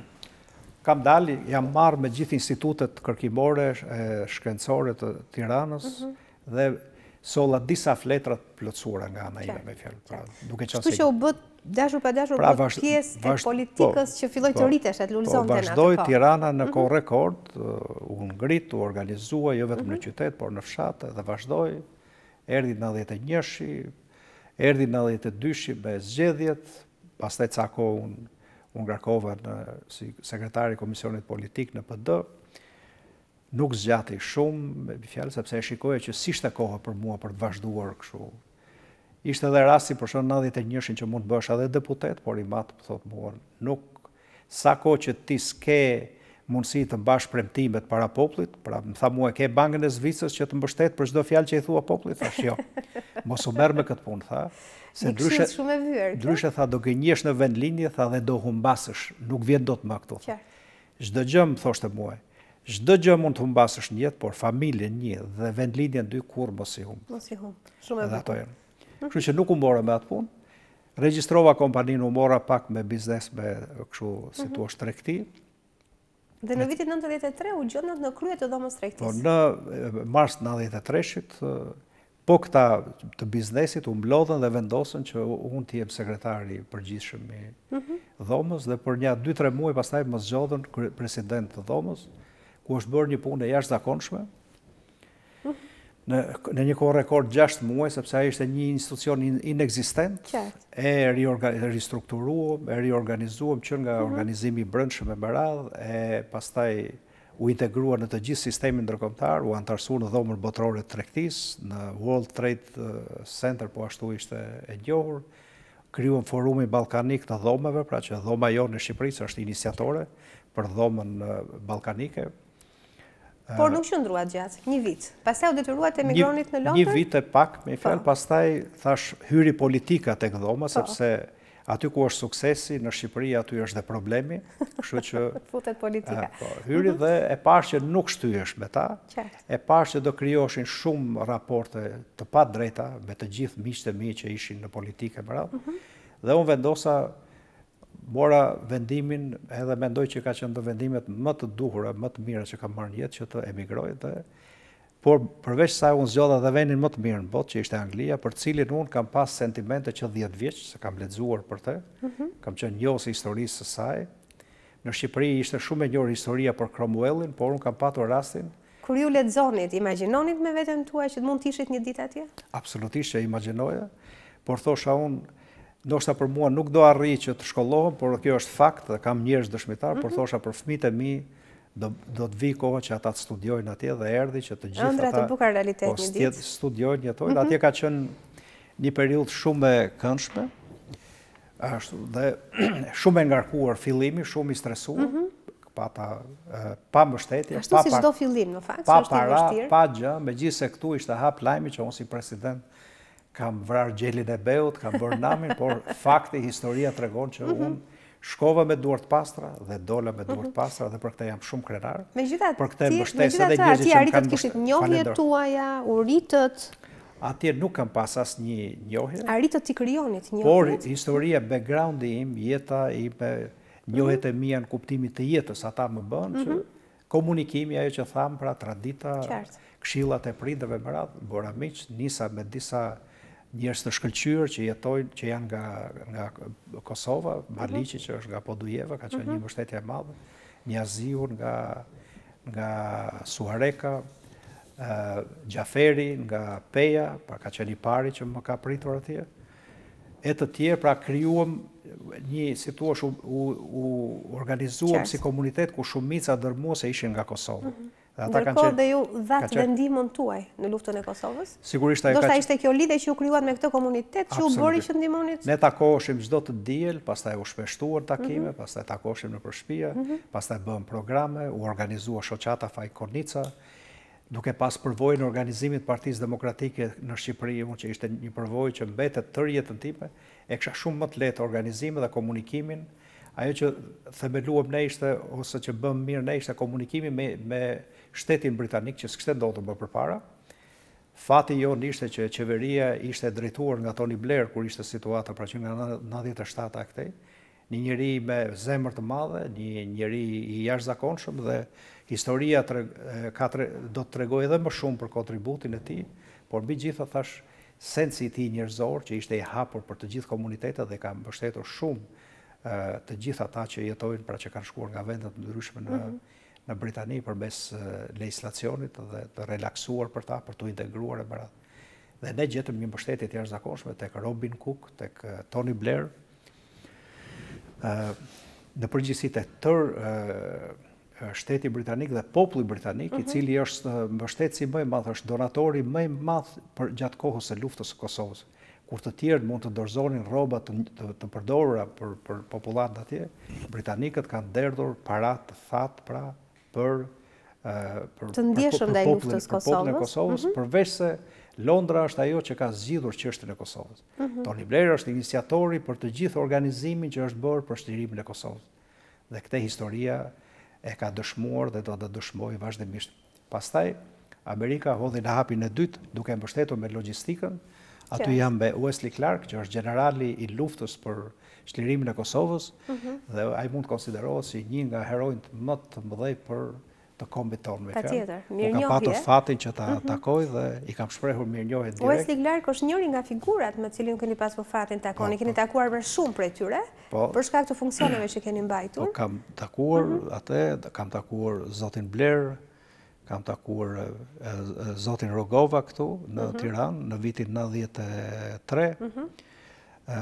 Kam kujtimet jashtëzakonshme me doktor Rogova, një njeri shumë optimist, dhe duke u takuar dy njerëz optimist, tani imagjino se çfarë situata bëhet tehet optimiste. Akoma më optimiste. Kështu që për mua doktor Rogova është një gjeni, pra i kombit ton, një njeri jashtëzakonshëm, një kontribues që pa mençurinë e tij, pa durimin e tij nuk do kishim arritur këtu. Në 98-ën këtu ka qenë kur ishte kulmi i situatës në Kosovë, kur populli i Kosovës ishte nëpër male, pra i dëbuar nga serbët, ka qenë Kadareja në një bisedë i ftuar nga Instituti Francez, dhe ku unë pata fatin që isha i vetmi shqiptar në atë takim dhe pata marrë dhe një bashkëpunëtor timi që është aty në fund. Dhe kur dolëm nga takimi, u takuam, tha shqyqyr, tha që pas ka qenë një, thot, nga Shqipëria këtu. Atje shpërndau libra dhe këtu e momentin që po bën autografe për gjithë pjesëmarrësit atje. Dhe duhet them që aty në audienca ndërkombëtare kuptohet dhe vlerësohet se kush është shqiptari i vërtet. Dhe unë mund të them që Kadareja është një kontribues i jashtëzakonshëm për lirinë e Kosovës dhe për emrin e mirë të kombit tonë dhe respekt. Për shkak të kontributit me dy president, fatlumësisht në mes të dy presidentëve. Fatlumësisht u ka patur, si thua, është dhe fat që të kaloj mirë me pothuajse me gjithë presidentët e demokracisë pra. Këtu jam me president Mojsiun dhe president Mejdanin, të dy mbështetës të programit tonë për organizimin e dhomës britanike dhe të forcimin e marrëdhënieve midis dy vende. President Mojsiu është dekoruar 2 herë nga mbretëresha, për këtë ne do të bëjmë përsëri një aktivitet që populli ta di edhe më mirë.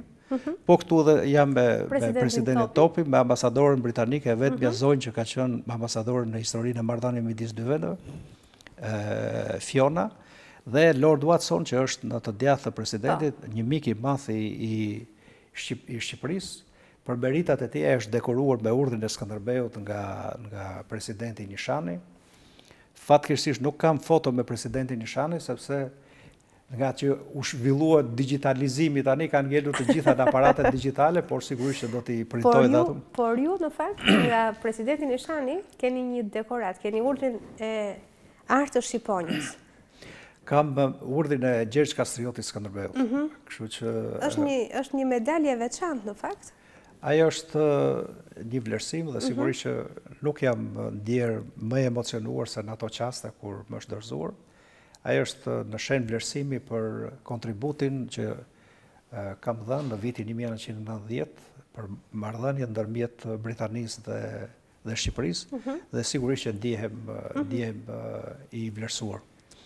Ky është dekreti i presidentit Afrikës Jugut, i cili më cakton mua si konsullin e tyre të përgjithshëm për Shqipërinë. Kjo ka ndodhur me 25 janar të vitit 2017, ndërsa me 10 konsull edhe i Afrikës. Po. Po përveç se ju keni marrë medalje nga presidenti, keni marrë mirënjohje nga vendi juaj i lindjes, keni marrë në fakt edhe nga jashtë Shqipërisë. Po. Keni marrë edhe në Vjenë keni marrë. Po, duhet të shtoj dhe besoj jeni dakord edhe të gjithë me ata që kam patur rastin ta diskutoj këtë, është që mund të marrësh medaljen nga çdo vend i huaj i botës, po unë mund të them që medalja më e rëndësishme është nga vendlindja jote dhe nga dheu jot. Vërtet. Dhe për mua këto të dyja janë shumë signifikante për mua dhe një motiv i jashtëzakonshëm për të vazhduar më tej për të kontribuar për vendin tim. Nuk kam bërë shumë për vendlindjen, por i lutem Perëndisë për ditë edhe gjithë rrethit tim të miqve që ndoshta një ditë vije që të kontribuoj më shumë për dimrën time. Ndjek projektet madhore siç është rruga e Arbërit, gjithmonë jam një shtys i saj. Kam bërë 2-3 gjëra të vogla, por kam bërë edhe ca gjëra që kudo që i takoj njerëzit nga Shqipëria, nga Dibra me radhë, në Londër, në botë, gjithmonë i mbështes, i ndihmoj dhe kam bërë edhe në këtë aspekt kam dhënë goxha ndihmë. Dhe do keni mundësi akoma të bëni. Dhe ndihem mirë me këtë. Po urdhri Franz Josef. Edhe kjo fillon me kontributet që njeriu jep për vendin e tij, pastaj për kontributet që janë dhënë nga ana ime në Britaninë e Madhe, sepse unë jam i atoshur atje në shumë organizata ndërkombëtare dhe urdhri i Shën Gjergjit, pra St. George Order, European Order, sepse ky tashmë megjithëse menaxhohet nga familja e Habsburgëve, që i themin pra të Perandorisë Austro-Hungareze, tashmë ky urdhër ka marrë dimensionin evropian. Dhe në Londër është, si thua, urdhri i Londrës, pra dega për Londrën. Qartë. Kështu që unë jam propozuar nga Londra për këtë urdhër, të cilin e kam marrë me 21 prill të vitit të kaluar, që është një vlerësim vërtet prapë që ndihem mirë, por koincidencialisht e kam marrë në të njëjtin vit dhe pothuajse në të njëjtën datë me Lezi Sufin që e kam marrë 100 vjet më parë. Pra jemi dy dibran që kemi marrë të njëjtën. Po në periudha të ndryshme. Kështu që kjo përsëri është një pikë bashkimi me heroin tim shpirtëror, sepse Lezi Sufi është ai është idulli juaj. Është heroi im, po Lezi Sufi, Isa Boletini, Ismail Xhama, Skënderbeu po, nuk diskutohet me këtë. Por janë njerëz që me cilët unë jam rritur me emrin, me famën e tyre dhe jam përpjekur që në kontekstin kombëtar t'ju ngjaj atyre dhe gjyshit tim gjithashtu, sepse sigurisht që ai vjen nga themeli pra nga ta. Patjetër. Ashtu si gjyshi dhe babai juaj e ngulitën fort tek ju ndjenja dhe dashurisë. Tu jam me djalin e madh, Adin, tani është diplomat. Gjyshi dhe babai e ngulitën tek ju fort ndjenja dhe dashurisë dhe patriotizmit. Ju tek fëmijët tuaj keni ngulitur po kaq fort? Po kam ngulitur dhe t'jap shembull që djali i madh e la Londrën edhe aktualisht punon në Shqipëri. Ka ardhur këtu. Nuk do të largohet. Megjithëse kishte dihet që Londra është e oportuniteteve, ka studiuar atje dhe mund të kishte gjetur punë me pagesë më të madhe. Këta janë të vegjël, është Madlena është 19, shkon në universitet si vjet. Hillary është 17, ajo do shkojë vitin e ardhshëm në universitet. Është David këtu, ja ku e ka. Dhe është ajo qershia mbitorët e vogla, Nancy, që ajo na ban të motivuar të gjithëve. Që sjell atë frymën ndryshe në familje. Po kënaqësia që m'japin është që të gjithë duan njëri tjetrin, duan Shqipërinë. Ja, për shembull, aktualisht ato kanë pushime dimërore këta të vegjël. Këtu jam me ti më shoqe, me Silvan. Këta janë këta të Madlena, David, Nancy dhe Hillary. Dhe ju thash ku doni të shkojmë për pushime, edhe gjithmonë këta destinacionin e parë kanë Shqipërinë dhe këtë e kam shumë të sinqertë dhe më jep një kënaqësi të jashtëzakonshme. David më ka bërë dhe një letër që sigurisht më ka emocionuar para ca kohësh dhe e ruaj, ku thot babi unë do të studioj shumë mirë dhe pasi të mbaroj studimet do të shkoj në Shqipëri dhe do të kontribuoj për vendin tim për ta ndryshuar Shqipërinë dhe për ta bërë një vend dinjitoz në mes të kombeve të tjera. Bravo. Kështu që sigurisht që mezi po pres që të ndodhe ajo. David më na ndjek gjithë kërshëri këtu në studio. Nuk e di, keni ndonjë plan të afërm për kontribuar sërish ndoshta diku në Shqipëri, në Kosovë? Kënaqësia ime është që kontributi im për vendin tim është 24 orë, nuk ndalon. Sepse networku im është i tillë ndërkombëtar, pra është sipas meridianeve, pra diku është ditë, diku është natë, pra që nga Japonia, që nga Australia, Amerika, Kanadaja, me radhë. Dhe misioni im është që të gjithë këta network që kam, këta miq që kam, t'i vej në dispozicion dhe vazhdimisht janë në dispozicion të vendit tim.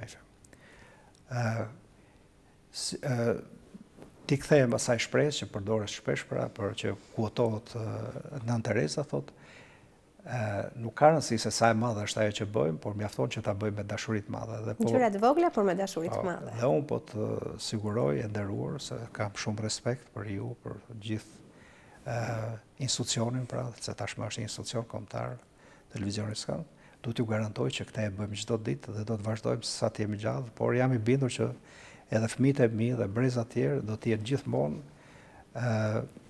në mbështetje të atdheut pra të Shqipërisë dhe unë kam bindje që ashtu si ne, të gjithë shqiptarët, pra fëmijët kudo që janë në jashtë Shqipërisë, konstatojmë me kënaqësi që dhe ata kanë të njëjtën ndjesi dhe duhet të them që Shqipërinë e presin vetëm ditë të bardha, pavarësisht nga problematikat e momentit. Ndeshjet, gjërat, problemet e ditës, e ardhmja është e bardhë, sepse do të kemi fëmijë që po mësojnë, po edukohen në universitete, në shkolla dinjitoze ndërkombëtare, por dhe ato institucionet që janë në vendin tonë, pra ka edhe këtu, që të rinjt po studiojnë, shkëlqejnë kur dalin në planin ndërkombëtar, pra të konkurimit pra për studime dhe për fusha tjera janë të mirë. Ajo që do të dëshiroja unë tek gjithë secili është që të forcohet më shumë frima komunitare, pra e bashkëpunimit, pra njerëzit duhet të bashkëpunojnë më shumë me njëri tjetrin, duhet më shumë të kur të jenë së bashku të diskutojmë se çfarë mund të zhvillojmë diçka të re, se sa të thjesht të diskutohen gjëra të parëndësishme, që sigurisht që kjo vjen me kohë, por gjithmonë njeriu duhet të mendojë pozitivisht dhe sigurisht duhet të angazhohet për atë pozitivitet dhe pastaj ka dhe janë ato rezultate që i jep kënaqësi gjithë secilit. Zoti Hoxha, ju falenderoj shumë për gjithë kontributin tuaj. Ju falenderoj gjithashtu që pranuat ftesën të vini në studio. Jeni mirëpritur gjithmonë. Faleminderit. Të nderuar miq, kemi mbritur kështu në fund të bisedës. Edhe për këtë fundjavë, ju falenderoj të gjithëve që qëndruat me ne. Do të ritakohemi sërish fundjavën tjetër. Deri atëherë, kalofshi bukur.